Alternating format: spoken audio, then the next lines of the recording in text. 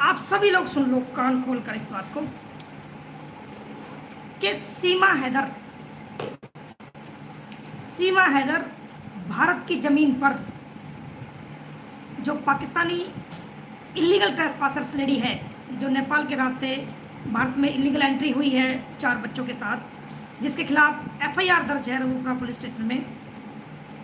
ये औरत भारत की धरती पे भारत के लोगों के लिए, भारत की प्रभुसत्ता के लिए, भारत की एकता और अखंडता के लिए और भारत की भूमि के लिए एक बहुत बड़ा नासूर है, जिसका जितनी जल्दी इलाज कर दिया जाए उतना बेहतर है। वरना ये नासूर फैलता जाएगा और ये अपनी चपेट में हमारे भारत की एकता, हमारे भारत की अखंडता, हमारे भारत के भाईचारे को और हमारे भारत की प्रभुसत्ता को भी ये खतरे का सिंबल हो सकता है।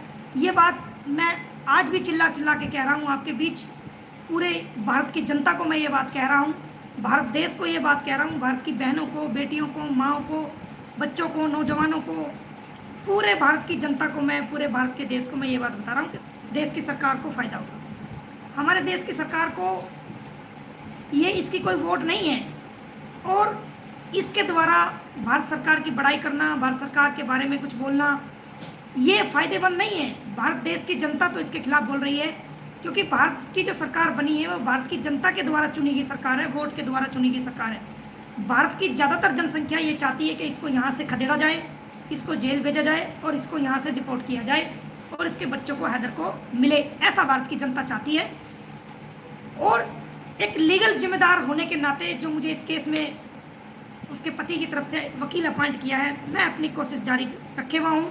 ऐसा कुछ नहीं है, मेरी कानूनी कलम चल रही है और इस कानूनी कलम के अंदर बड़ी ताकत है दोस्तों। वो ताकत शायद बंदूक की गोली में ना हो, वो ताकत शायद किसी मिसाइल की में ना हो, जो ताकत इस कानूनी कलम में होती है। मेरी कानूनी कलम लगातार चल रही है, लगातार काम कर रही है। किसी भी इंसान को उदास होने की ज़रूरत नहीं है, हताश होने की ज़रूरत नहीं है। हर काम शांतिप्रिय तरीके से, जोरदार तरीके से हमने कानून के जरिए से, कानून के माध्यम से कोर्ट द्वारा कर रखा है और वो चल रहा है। और मैं भारत की जनता को और जो लोग इस केस से जुड़े हुए हैं उन सबको ये विश्वास दिलाना चाहता हूँ कि ये जंग, ये इंसानियत की जंग, ये एक कानून की लड़ाई आप सब लोग जीतोगे और इसका श्रेय आप सबको जाएगा। एक दिन वो आएगा, आप सब जीतोगे और जो आप चाहते हो वो होके रहेगा। तो यही बात मैं आपको कह रहा हूँ कि किसी को हताश और उदास होने की ज़रूरत नहीं है। जो बच्चे हैं वो बच्चे भी दिलवाएंगे हम। और बहुत से कंट्रोवर्शियल लोग जो हमारे एंटीज हैं वो तरह तरह की बातें करते हैं, जी ये क्या बच्चे हैं, कोई आएगा और थाली में परोसेगा और उसको दे दिए जाएंगे।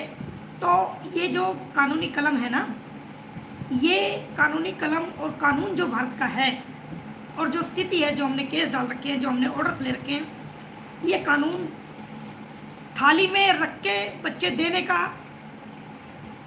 जो आपने कहा है वो एक माध्यम बेइज्जती वाला माध्यम है। थाली में रखो जी, बच्चों को दे दो, नहीं। इज्जत के साथ, सम्मान के साथ, जायज़ तरीके से, कानून की पालना करते हुए, कानून को मानते हुए उन बच्चों को दुनिया ताली बजाएगी खड़ी होकर के, उन बच्चों को गुलाम हैदर को सौंपेंगे। ये मेरा वादा है आप सभी को। रही बात इसकी सीमा हैदर की, तो दोस्तों हमारा काम कोशिश करना है, हम कोशिश कर रहे हैं, की है, जद्दोजहद कर रहे हैं और हम इसको जेल पुछवा के रहेंगे। ये हमने आपको पहले भी वादा किया है, आज भी कर रहे हैं। चाहे इसके साथ कितनी बड़ी ताकत खड़ी हो, इसका भाई खड़ा हो और कुछ लोग खड़े हो, जो मर्जी इसके साथ खड़ा हो, हम इसको जेल पुछवा के रहेंगे हर कीमत पर, हर सूरत पर जेल इसको पुछवा के रहेंगे। हमने आपको कई बार कहा है कि जब तक मोमिन मलिक की सांस में सांस है, जब तक इस कानूनी लीगल मकसद को पूरा नहीं कर लिया जाएगा, तब तक मोमिन मलिक भी चैन से नहीं बैठेगा। उसके लिए चाहे मुझे कितनी बड़ी कुर्बानी देनी पड़े, कितना बड़ा नुकसान उठाना पड़े, कितना बड़ा कुछ भी सहना पड़े, लेकिन इस इंसानियत की लड़ाई को हम अंजाम देंगे और इसको जेल पुछवा कर रहेंगे। ये हम आपको कई बार कह चुके हैं। और रही बात विजय की, तो मैं आपको बताता चलूँ कि 2 जून को हमने गृह मंत्रालय भारत सरकार को लिखा था, 2 जून को, कि 2 जून को हमने वीज़ा के लिए लिखा था भारत सरकार को कि हाई कमीशन ऑफ इंडिया जो इस्लामाबाद में है उनको डायरेक्शन दी जाए कि गुलाम हैदर को वीज़ा दिया जाए।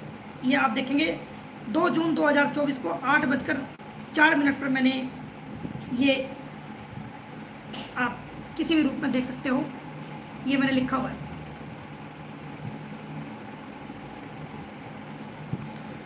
जब भी कोई पाकिस्तान के इंसान को भारत में बुलाना चाहता है तो वो बाकायदा अपना स्पॉन्सरशिप भेजता है, उसकी जिम्मेदारी लेता है कि मैं इस पाकिस्तान के व्यक्ति को भारत में बुलाना चाहता हूँ और इसकी ज़रूरत मुझे किसी काम के लिए है, वो लिखना पड़ता है। तो मैंने लिखा कि मैं बतौर वकील और बतौर GPA power of attorney holder हूँ, ये केस मैंने डाल रखे हैं और मुझे गुलाम हैदर की भारत में ज़रूरत है और मैं उसको स्पॉन्सर करता हूँ। तो ये मैंने भारत सरकार को 2 जून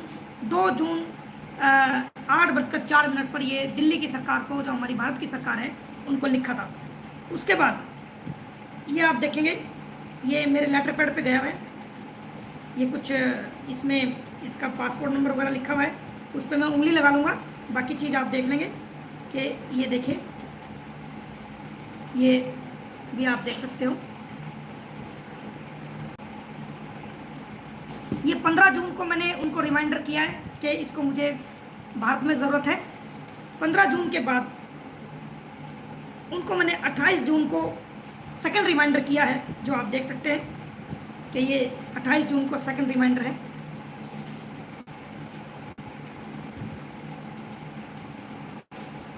तो जो मेरी कार्रवाई जितनी भी बनती है वीज़ा के हवाले से, वो मैंने भारत सरकार को लिखी हुई है और तमाम उन डॉक्यूमेंट्स के साथ जिसमें कोर्ट में जिसको गुलाम हैदर की गवाही की ज़रूरत है, जो कोर्ट ने आदेश किए हैं कि गवाही के लिए पेश हो, वो तमाम सर्टिफाइड कॉपी लेकर के मैंने भारत सरकार को लिखा हुआ है और भारत सरकार जो है उस पर विचार कर रही है और मुझे उम्मीद थी कि शायद पिछले दिनों उसको वीज़ा दे दिया जाएगा, लेकिन उस पर अभी विचार चल रहा है और वो विचार पूरा होगा और वो भारत में आएगा, ये मैं आपको कह रहा हूँ।